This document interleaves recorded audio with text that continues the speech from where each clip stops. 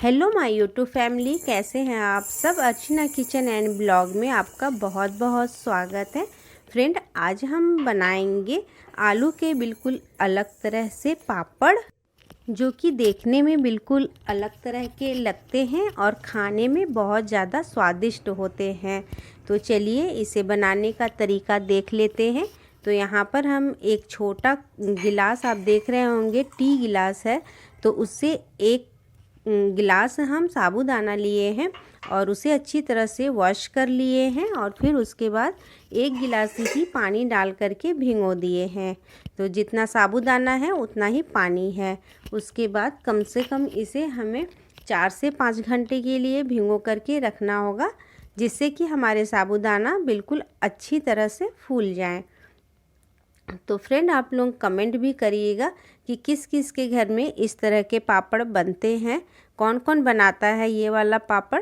मैं तो हर साल बनाती हूँ और मुझे, मेरे बच्चों को, सबको ये पापड़ बहुत ज़्यादा स्वादिष्ट लगते हैं खाने में। तो अब चलिए आगे का प्रोसेस देखते हैं। तो कढ़ाई ले लिए हैं, मोटी पेंदे का ही बर्तन लीजिएगा फ्रेंड। इसे अब हम पकाएंगे थोड़ा देर। तो एक गिलास अभी हम यहाँ पर और हमें पानी डालना है। एक गिलास हमने पहले डाला था भिगोते समय और एक गिलास पानी हम अभी डालेंगे। तो टोटल एक गिलास साबूदाना में 2 गिलास पानी हमारा लगा है। तो इसे आप इस तरह से मतलब पका लीजिएगा।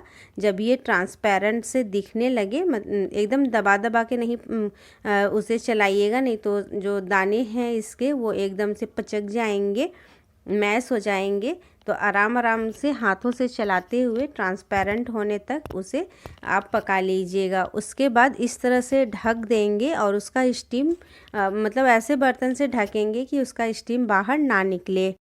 उससे क्या होगा कि हमारे साबूदाना जो हैं कि अगर थोड़े बहुत नहीं पके होंगे अंदर से, तो पूरे एकदम खिल जाएंगे। और यहाँ पर हम आलू लिए हैं। आलू आधा केजी है और उसे हम कुकर में उबाले हैं और उबाल करके छील लिए हैं। और इन पापड़ों को हमें कद्दूकस करना है। तो फ्रेंड, यहाँ पर हम बताते चले आपको कि अगर आप ये वाले पापड़ बना रहे होंगे तो आप, अगर 1 केजी आपका आलू है तो उसमें आप 1 पाव साबूदाना डाल दीजिएगा। कम साबूदाना रहेंगे तो वो उतने अच्छे मतलब दिखेंगे नहीं, इसलिए साबूदाना की क्वांटिटी अच्छे से रखिएगा। तो आलू भी मेरे मतलब कि एकदम से वो मैंने घिस लिए थे और ये हमारा जो साबूदाना है ना, ये ठंडा हो गया है अब। तो इसे, इन दोनों को जब भी मैश करिएगा तो आलू आप जब भी घिस लीजिए तो उसके बाद जो साबूदाना हम डालेंगे ना, वो बिल्कुल ठंडे होने चाहिए। गरम गरम साबूदाना मैश नहीं करेंगे, नहीं तो आलू हमारे गीले हो जाएंगे। और अब यहाँ पर हम टेस्ट अकॉर्डिंग नमक डाल रहे हैं और जीरा डाल रहे हैं। आधा चम्मच जीरा है फ्रेंड, और चिली फ्लेक्स है, घर का कुटा हुआ मेरा लाल मिर्च है ये, और ऊपर से धनिया की पत्ती डाल करके आप इसे मैश कर लीजिए। तो आप इसे फ्रेंड हाथ से ही मैश करना पड़ेगा, क्योंकि ये चम्मच वगैरह से नहीं होगा। तो हाथों से इस तरह से मैश कर लीजिएगा फ्रेंड। ये जो साबूदाना के पापड़ है ना, ये बहुत ज़्यादा स्वादिष्ट लगते हैं खाने में। तो मैं इसे मैश कर लेती हूँ, फिर आपसे मिलती हूँ। तो यहाँ पर मेरे जो है कि साबूदाना और आलू का जो ये पापड़ है ना, ये मतलब मिक्स हो गया है। तो ये जो साबूदाना और आलू के पापड़ हैं, ये मेरी एक आंटी हैं, वो बनाया करती थी। तो मैंने उन्हीं को देखा था ये साबूदाना इस तरह से पापड़ बनाते हुए। तो आज मैंने कहा कि चलो आज मैं बनाती हूँ इसे। हालांकि मैं हमेशा बनाती ही हूँ इसे, लेकिन पहली बार मैंने अपनी एक मतलब पड़ोस की आंटी को ही देखा था कि इस तरह से वो पापड़ बनाती हैं। और ये पापड़ उन्हीं के घर में खाने को मिलते थे और अब मेरे घर में खाने को मिलेंगे। तो मैंने अच्छी तरह से मैश कर लिए थे। तो अब क्या करना है, ये जो आलू है ना, जो हमने अभी मैश किए हैं, तो इसे अपने हाथों में पहले अच्छी तरह से ऑयल लगा लीजिएगा। तो फ्रेंड, इस तरह से फिर आपको जिस साइज़ के पापड़ बनाने हैं उसके ऐसे छोटे छोटे से बॉल बना लीजिएगा। फिर बॉल बनाने के बाद क्या करेंगे, सारे बॉल आप पहले एक बार बना लीजिएगा। और अगर आपके पास जो पापड़ बनाने वाली मशीन है तो आप उससे भी ये पापड़ बना सकते हैं। उससे तो बहुत ज़्यादा इजीली बन जाता है, लेकिन मैं उससे भी आसान 2 तरीके बताऊंगी। तो आप बिल्कुल भी वीडियो को स्किप नहीं करिएगा और मेरा दोनों तरीका ज़रूर देखिएगा फ्रेंड पापड़ बनाने का।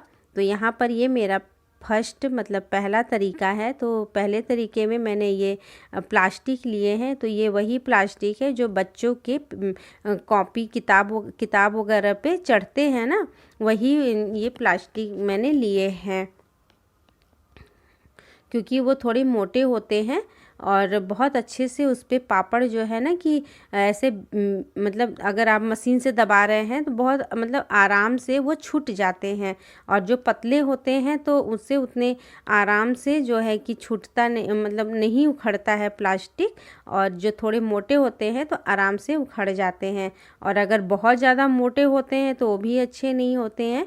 तो अगर आपके बच्चे स्कूल जा रहे होंगे तो बुक वगैरह पे चढ़ाने के लिए ये प्लास्टिक आ रही होगी, आपके यहाँ रोल आता है इसका, तो आप उसमें से पापड़ ये बनाने के लिए थोड़ा सा कट कर लीजिएगा। ज़्यादा नहीं लगता है फ्रेंड, बहुत थोड़ा सा लगता है। तो आपको ये पापड़ जो है ना फ्रेंड बहुत मोटे मोटे नहीं बनाइएगा, नहीं तो जल्दी सूखेंगे भी नहीं और स्वादिष्ट भी नहीं लगेंगे। तो ये पतले पापड़ बनाइएगा, बहुत अच्छे लगते हैं खाने में। तो आप देख रहे हैं कितने आराम से मतलब कि ये छोड़ दे रहा है। और आपको ना बार बार तेल भी लगाने की ज़रूरत नहीं पड़ेगी फ्रेंड। प्लास्टिक में 1-2 बार ही तेल आप लगाएंगे और आपका छूट जाएगा। तो चलिए ये दूसरा तरीका देखिए। मैं दूसरे तरीके में ना सीधे मैं प्लास्टिक पर ही आलू के जो बॉल बनाए हैं वो रख देती हूँ। और दूसरा वाला जो ऊपर में एक दूसरा प्लास्टिक लेकर के बस इस तरह से हाथों से ही फैला देती हूँ। तो ये मतलब पापड़ बहुत आराम से बन जाता है, ज़रा भी मेहनत नहीं लगता।